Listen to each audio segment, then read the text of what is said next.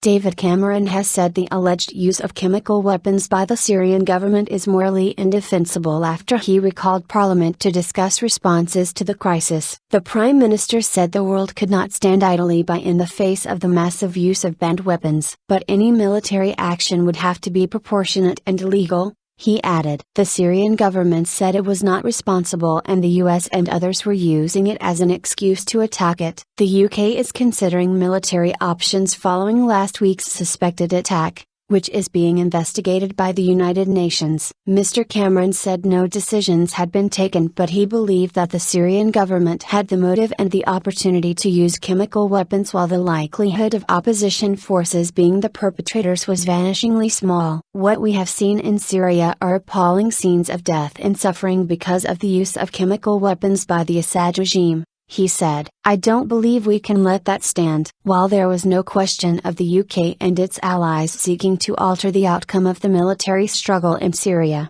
they must decide whether limited military action was needed to deter and degrade the future use of chemical weapons. Ready to go. The US has said there is clear evidence that President Bashar al-Assad's government was behind last week's attack on the outskirts of Damascus, but Russia, a key ally of Syria, has questioned this. U.S. Defense Secretary Chuck Hagel said U.S. forces were ready to go if given the order by President Barack Obama, but the facts of what had happened needed to be fully established before any decisions were taken. A report on chemical weapons use being compiled by U.S. intelligence would be published later this week, White House spokesman Jay Carney has said. The Syrian authorities have blamed opposition fighters, with whom they have been involved in a civil war for more than 2 years. UN weapons inspectors examined the scene of one of the alleged attacks on Monday, after being delayed by a sniper attack on their convoy, but on Tuesday postponed a second trip to rebel-held suburbs of Damascus until Wednesday because of safety fears. Flagrant abuse. After cutting short his holiday to deal with the crisis,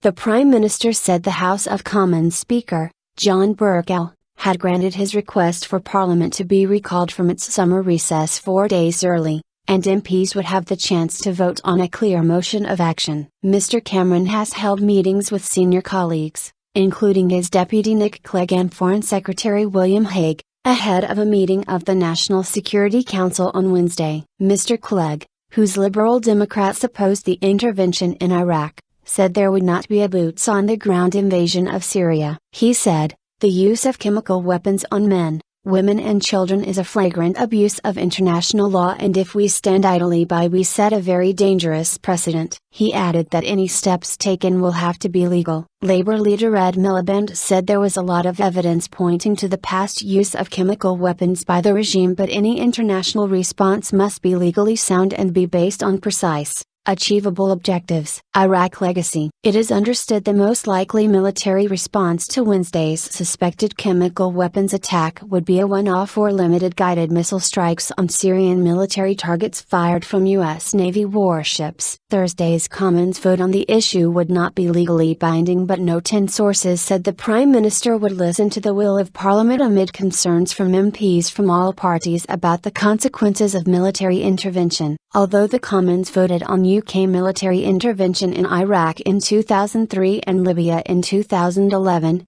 Mr. Cameron has the final say on deploying troops in conflicts, using royal prerogative powers. Conservative MP Richard Ottaway said many MPs felt they had been misled over Iraq and urged ministers to make any intelligence about the chemical attacks available to members of Parliament's Intelligence and Security Committee, which meets in private. Meanwhile, General Lord Dannatt, until 2009 head of the British Army, said military action without UN backing would be wrong, and called on the PM to convince the British people that there is a clear case for intervention. Moscow has warned that any foreign involvement in Syria without a UN mandate would be a grave violation of international law. The UN Security Council is made up of 15 states, including 5 permanent members, China, Russia, France, the US and the UK, who have the power to veto any resolution. The Obama administration is reportedly studying the NATO-led military campaign against the Federal Republic of Yugoslavia in 1999 as a potential precedent for intervention without a specific UN mandate. The US and UK supported more than 70 days of airstrikes against the regime of Slobodan Milosevic,